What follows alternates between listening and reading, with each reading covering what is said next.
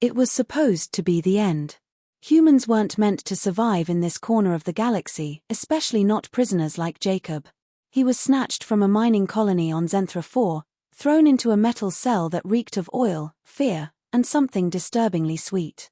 The aliens who took him weren't your average greys or bug-eyed clichés. No, these ones had elegance, deadly elegance. 8 feet tall, shimmering black exoskeletons with faint violet hues that danced under sterile lighting. Silent. Purposeful. Cold. He didn't know what they were called. No one did. Everyone just called them the Sovereigns. From what Jacob picked up through desperate whispers of other prisoners, the Sovereigns were a matriarchal species. Females ran everything. Males, if they existed, were never seen. And their queen? That was the stuff of hushed nightmares and legends among prisoners. The last guy taken to her chamber came back drooling, blind in one eye, and speaking a language no one understood. So when the heavy doors unlatched with a hiss and the guards pointed their jagged spears at Jacob, he knew this was it. No more tomorrows. No more hope. Just sacrifice. They marched him through long corridors that felt like the insides of a beast. Everything pulsed slightly, like the ship or palace was alive. He didn't bother asking questions. It was obvious they couldn't or wouldn't understand him. The only sound was the rhythmic clacking of their claws on the floor. Then came the chamber. It was massive. Cavernous. Lit with bioluminescent strands like veins across the walls and ceiling. And there she was. The Queen. Jacob didn't believe in angels or devils, but if ever there was a creature to make him reconsider, it was her. Her form was terrifying, yes, monstrous and regal all at once, but her eyes, they held intelligence. Pain. Curiosity. Power. The guards shoved him forward, and the Queen lifted a claw, halting them. Silence. Long, heavy. Then she stepped down from her throne. "You are human," she said. Not asked, stated. Her voice was layered, like several frequencies stacked on top of each other. It made his spine tingle. He swallowed. Nodded. "Yeah. Jacob." She tilted her head. "Jacob," she repeated. Then, "You are not afraid." He was, of course. But something about her, maybe the sadness in her gaze, made him say, "Not of you." "Just what you might do." The Queen leaned in, studying him. Her breath smelled like rain on metal. Pain is not always given. With that cryptic remark, she turned and returned to her throne. The guards looked confused. One clicked its mandibles in protest, but she snapped something sharp and quick in their tongue. They backed off. And so began the strange days. Jacob wasn't sacrificed. He wasn't locked back in his cell either. He was taken to a small, warm chamber next to the Queen's. Food was brought to him, edible, even tasty. No restraints. No experiments. Just silence. And watching. Every day, the Queen summoned him. Sometimes she'd ask questions. Other times, she'd just sit, letting the silence stretch as she examined him like a puzzle piece that didn't fit. "Why do you sing to yourself when you believe you are alone?"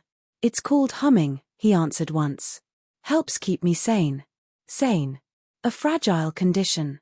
Then came the moment everything changed. She called for him one evening.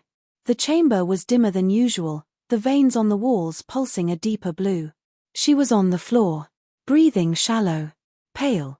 "Your body," she rasped, "it generates warmth." Jacob blinked. "Yeah, I guess." She gestured weakly to her back, where 2 long, rigid plates quivered.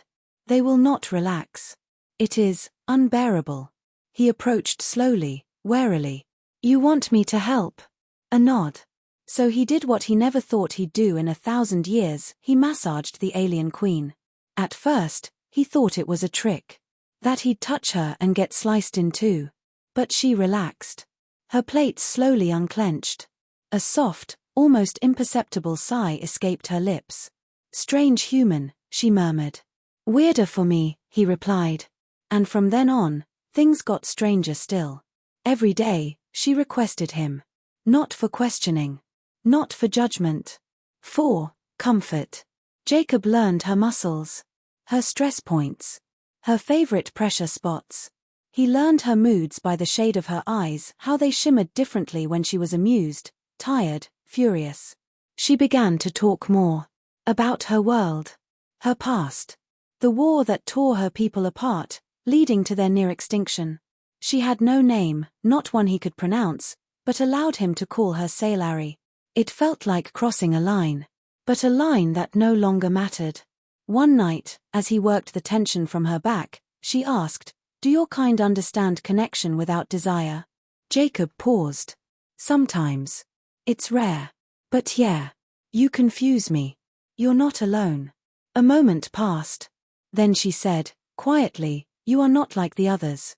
Jacob leaned back on his heels, looked into her eyes. "Neither are you." That was the moment it became something more. Not romantic, not yet. Not exactly. But human and sovereign sat in silence that didn't feel cold. It felt shared. He started to notice things. The guards no longer looked at him with contempt. Some even nodded. The Queen's voice grew softer. Her throne room less ominous. But something was building. A tension. Whispers in the halls. A growing unrest among the sovereigns. He saw it in the way the guards stood stiffer, in how her advisors argued more when he entered. One day, as he entered, she spoke before he could kneel. "They question me. They see you as infection." He flinched. "Then why keep me around?" "Because I feel again. Because your presence quiets a storm in my mind." He didn't know what to say to that. So he said nothing. But he knew. Something had to give. And soon. The unrest boiled under the surface like magma under cracked stone. Jacob could feel it every time he walked the corridors. Whispers stopped when he passed. The subtle clicks of claws that once seemed indifferent now held edge and judgment. Sailari, the Queen, never said it outright, but her eyes carried the burden. She was fighting something bigger than disapproval. She was fighting tradition. Jacob sat cross-legged on the soft, strange cushions of his chamber, rubbing the bridge of his nose. He wasn't stupid. He knew what this looked like from the outside. A human, an invader, held close to the most sacred figure of an ancient species. It didn't matter that nothing had happened. Perception was enough to start wars. And from the look of things, that war was brewing. One night, she didn't summon him. The silence was deafening. He waited. Paced. Waited more. Nothing. Then, hours past the usual time, the door cracked open and one of the guards, Reshaped, one of the only ones who occasionally blinked at him like he wasn't trash, stepped in. "You come. Now." Quiet. Jacob followed. But they didn't head for the throne chamber. They descended. Deep. Past places he didn't know existed. The corridors became less pristine, more organic. Almost wet. Pulsing dim red. They reached a chamber unlike any before. No throne. No ceremony. Just Sailari, standing in the center, flanked by 5 of her advisors. Their bodies bristled with tension. "What's going on?" Jacob asked, instinctively stepping closer to her. One of the advisors hissed, baring needle-like teeth. Sailari raised a hand. "You must understand. There are those who see your presence as a wound. They think I am compromised." Jacob blinked. "Are you?" That caught them all off guard. Sailari stared at him, her eyes glowing faintly in the dim light. "Not in the way they believe. But yes. You have changed the currents in my mind." Reshaped stepped forward. "The council has demanded a trial." Jacob's stomach dropped. "Trial? What kind of trial?" "One of blood. And one of memory." Sailari's tone was low. "They want to test the purity of my judgment. You must leave. Now. Before they make you part of the challenge." He stepped closer. "No. I'm not running." "Jacob." "No," he said, firmer. "I've survived worse. I'm not walking away. If they think I've corrupted you, let them see what that really means." The air shifted. Something in her posture changed. Respect. Maybe, something deeper. Then prepare. The trial begins at first pulse. The arena was ancient. A relic from before Sailari's time. A pit surrounded by towering sovereigns, clicking and murmuring in their native tongue. Jacob stood at the center, shirtless, arms wrapped in thin, flexible armor they'd given him, probably more symbolic than protective. Across from him stood a warrior. Massive. Double-jointed limbs, claws sharpened to razors, and an expression that said he'd end Jacob without blinking. Larry sat above it all. Not on a throne, but on a platform of judgment. His stood beside Jacob, whispering, "You don't need to win. You need to survive. Hold your ground. Show resolve." Easy to say. Harder when the warrior lunged. The fight was chaos. Jacob ducked, rolled, got his side slashed open. Pain screamed across his ribs. He kicked, dodged, got slammed into the ground so hard his ears rang. But he kept getting up. Every time. That was the key. He didn't match the warrior in strength or speed. But he had something else, grit. That human, stupid, stubborn refusal to quit. Bleeding and barely able to stand, Jacob stared up at his opponent. "You done yet? Or do I have to embarrass you some more?" A pause. A ripple in the crowd. The warrior stepped back. Lowered his arms. Bowed. Gasps. Then silence. Larry stood. Her voice rang out, "He has endured." With no venom in his veins. No weapon in his hands. Still, he stands. That is strength. The crowd shifted. Murmurs changed tone. Some approval. Some still furious. But balance had tipped. Back in her chamber, Jacob sat as Larry examined the wound on his side. Her claws moved gently, wrapping some kind of silk band around his ribs. "They will not touch you again. You are recognized." Recognized doesn't mean safe, does it? No. She leaned back, her gaze searching. "They say I feel too much. That I am no longer fit to rule without bias. Then let them find another queen. One who's dead inside." Her head tilted. "You speak so freely. You keep saving me. That earns honesty." A pause. Then she said something she never had before. "Stay. Not because you must. But because you choose to." Jacob stared at her. The truth was, he didn't know where else he'd go. Earth was far, maybe gone. The other colonies didn't even know if he was alive. But here, he mattered. "All right," he said. "I'm not going anywhere." She nodded. "Then things will move fast." "How fast?" "Faster than either of us may be ready for." It started with the dream. Jacob found himself standing in a void of stars. Larry was there. But not just her. A sea of sovereigns, hundreds, thousands surrounding them. Watching. "This is not dream," Larry said in the dream. "This is memory. Shared." He blinked. "I don't get it." "You will." And then, visions. Her past. Her first hunt. The loss of her brood. The betrayal of the male sovereigns, long exiled. The agony of a throne won not by blood, but because no one else was left. And deeper still, her loneliness. Decades of silence. Duty.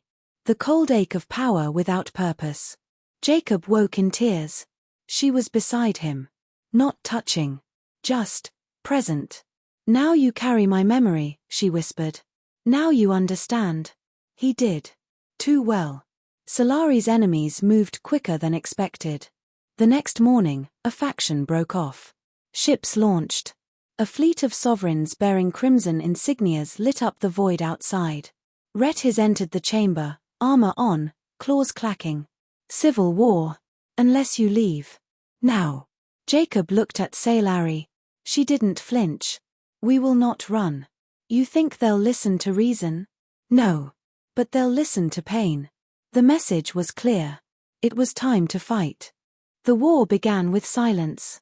Not blaring alarms or sirens, just a stillness so profound it felt like the galaxy itself was holding its breath. Jacob stood by a massive window in Solari's command chamber, watching as red-marked sovereign warships slid into formation like a net closing around prey. The stars beyond them blinked, cold and uncaring. He wasn't a soldier. Never had been. But in this moment, with a bandage around his ribs and the weight of everything pressing down, he felt like something more than a bystander. Larry moved beside him, her regal presence a calm in the growing storm. They outnumber us 3-1. Yeah, I was just noticing that, he muttered, then added, but I've seen underdogs win before. She looked at him. Not in our history. He cracked a dry smile. Then maybe it's time you rewrote yours. She stared for a beat, then nodded slowly. Perhaps. The first strike came without warning. The enemy's lead vessel fired a plasma lance straight into one of Solari's outer stations. The explosion lit up space, a brilliant blossom of blue and white. Jacob felt the shockwave tremble through the walls. Screams echoed in the halls. Solari didn't flinch. Deploy the veils, she commanded. Ships responded, fanning out in a maneuver Jacob hadn't seen before. They didn't fight head-on. They weaved, vanished, reappeared behind the enemy, lashing out with precision. A deadly dance. It was chaos and beauty. And it wasn't enough. Within minutes, the enemy broke through the outer ring. 2 ships were lost. Solari's command base shook again. The council screamed at her to retreat. She didn't. Instead, she looked at Jacob. There's one more card to play. What's that? You. Jacob didn't understand until he was in the chamber again, the same one from the dream memory. Only this time, wires and glowing vines wrapped around his limbs, his skull, his chest. Solari stood above him, her claws moving delicately across a console. We're going to broadcast, she said.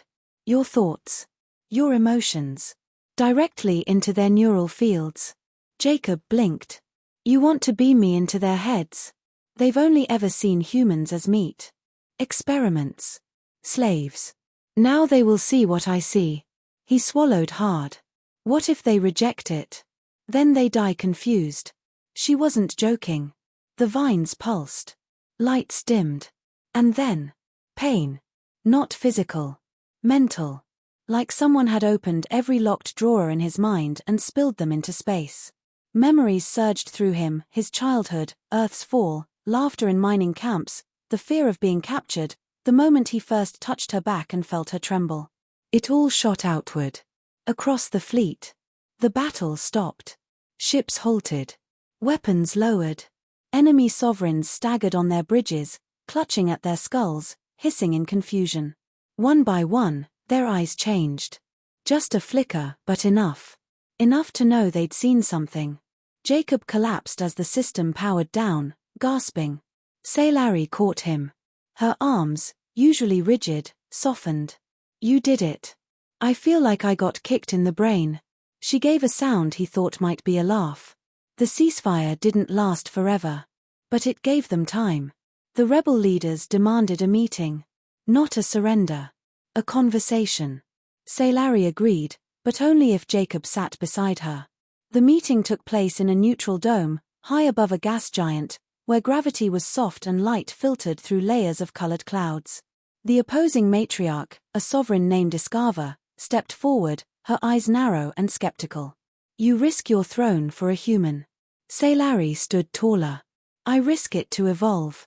Iskava hissed. We were gods. You want to make us beggars. Jacob stepped forward. You think fear is power. But fear fades. What Solari's building, it lasts. You think you speak for us, ape? No, Jacob said. I speak to you. No more cages. No more pretending you're untouchable. You felt what I felt. You know we're more alike than you want to admit. Iskava turned away. Her advisors murmured. For a moment, Jacob thought it was over. That war would start again. But then she looked back. If you truly wish unity, you must prove it. Jacob raised an eyebrow. How? Bind with her. Solari tensed. That tradition is sacred. Exactly. Share the bond. Share the throne. A hush fell. Jacob looked at Solari. What does that mean? It means I give part of my mind to you. And you to me. There is no going back. He swallowed. And if I say no? They leave. We fall. Jacob didn't hesitate. Let's do it. The ceremony was ancient. In the center of the chamber, bathed in blue light, they stood. Vines wrapped around them. Bioluminescent dust filled the air. The moment Jacob placed his palm against hers, A surge of thought and memory passed between them like a lightning storm in reverse. He saw everything. Her joys. Her agonies. Her countless years of solitude. Her hope buried so deep it barely survived. And she saw him. All of him. When the light faded, they stood intertwined. Connected. No longer queen and captive. Something else. Something new.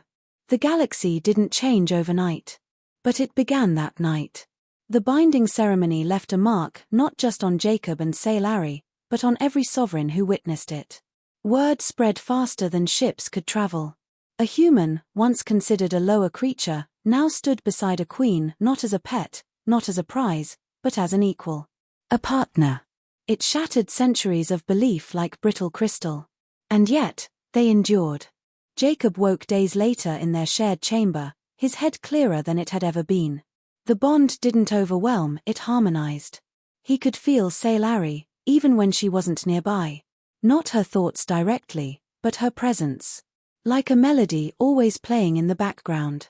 Sailari stood by the window, wings folded tight, watching a sunrise across a foreign planet's rings. She didn't turn as he walked over. "You've been quiet," he said softly. "Listening," she replied. "To what?" "Peace. It has a strange sound." He stood beside her, arms crossed. "Doesn't mean it'll last." "No. But it exists now. That is more than we had."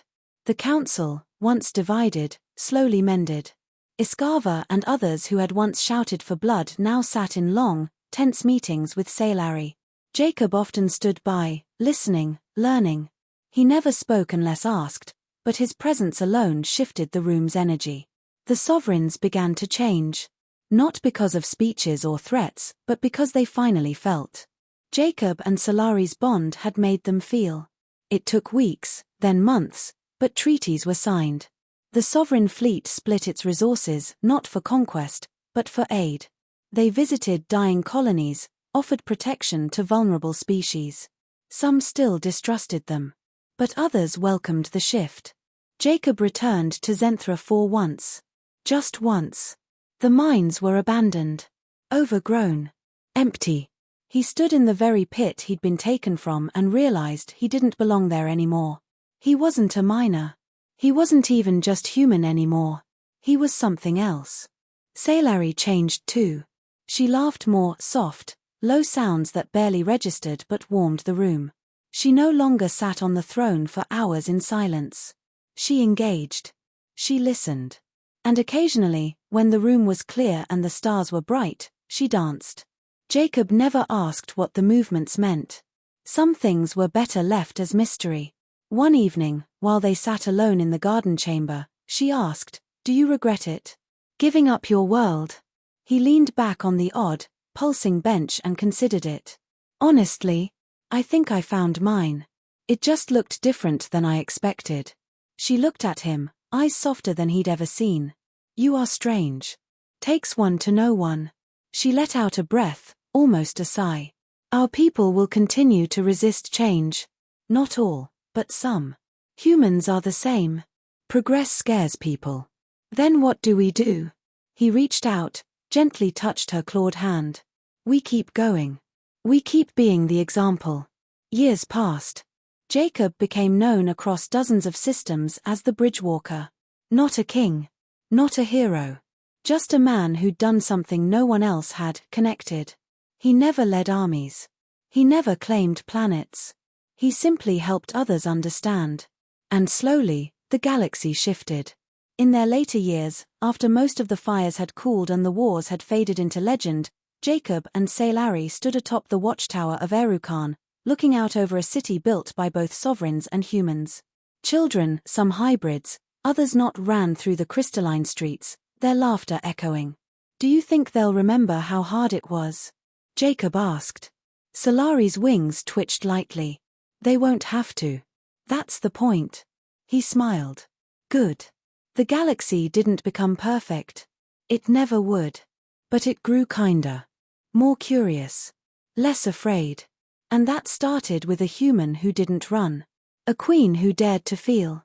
And a bond that rewrote the rules. Moral. Sometimes the most powerful change doesn't come from conquest, but from connection. Real strength isn't just surviving the darkness, it's lighting a path through it for others to follow.